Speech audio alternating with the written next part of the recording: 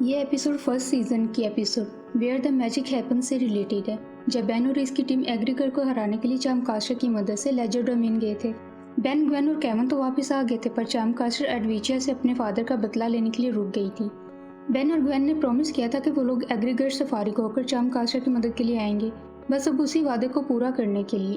Gwen चाम caster को बचाने के लिए लेजर डोमेन का रास्ता तलाश करने के लिए रोज हेक्स की लाइब्रेरी से कोई ना कोई मैजिक बुक चुराती है। एक दिन हेक्स उसे पकड़ ही लेता है। ग्वेन हेक्स से कहती है उसे चाम कास्टर की हेल्प करनी है, बस इसीलिए वो लेजर डोमेन जाने का रास्ता तलाश कर रही है।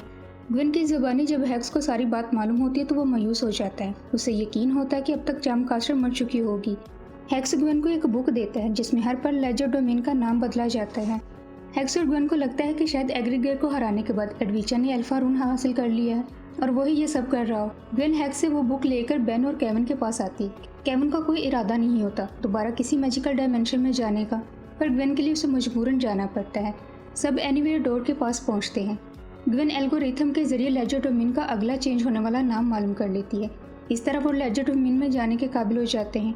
वो सब जैसे ही डोर के पार खोलते हैं, लेजर डोमेन के एलियंस इन पर अटैक करने लगते हैं।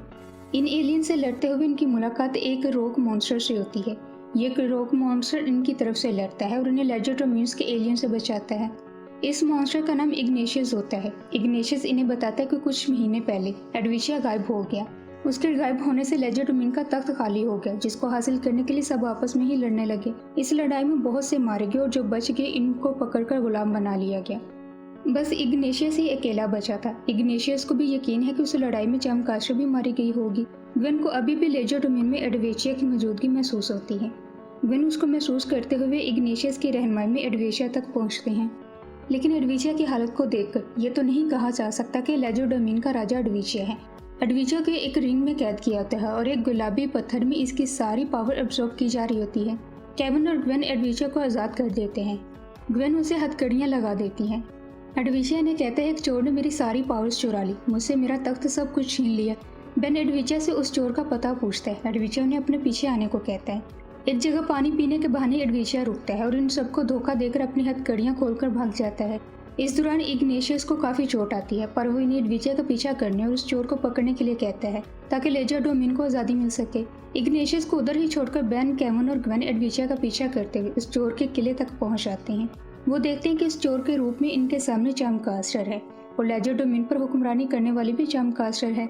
चाम कास्टर एडविचिया की रूह कब्ज कर लेती है। चाम कास्टर उनसे कहती है तुम लोग मुझे लेजर डोमेन की हर लिविंग थिंग की जान लेने से नहीं रोक सकते।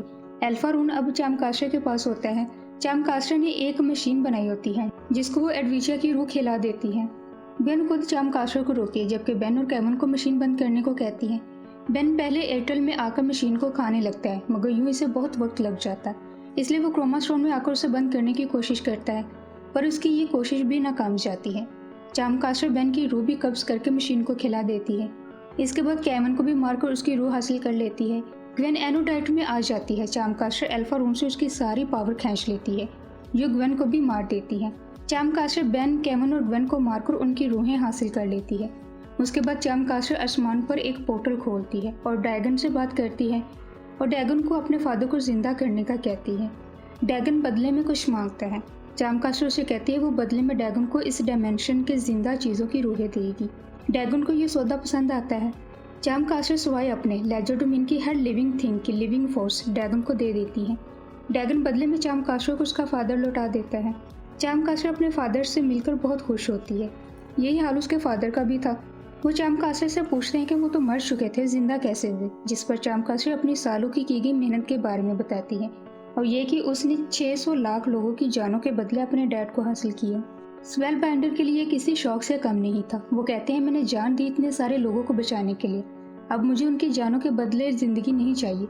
साथ वो ये भी कहते हैं कि उन्होंने सोचा कि उनकी बेटी अच्छी इंसान बनेगी, पर वो तो एडविचिया से भी ज़्यादा जालिम हो गई। स्पेल बाइंडर चाम कास्टर को बेस्ट विशेष देकर वापस चले जाते हैं। स्पेल बाइंडर के वापस चले जाने से ड्रैगन सबकी रूहें वापस कर देता है। बेन, केवन और ग्वेन के साथ साथ लेजर डोमेन की हर चीज़ जिंदा हो जाती है।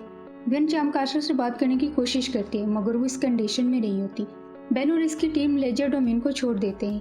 केवन और ग्वेन चाम कास्टर के लिए परेशान होते हैं कि उसने सारी जिंदगी जिस मकसद के लिए काम किया उसमें वो यूं नाकाम हो गई।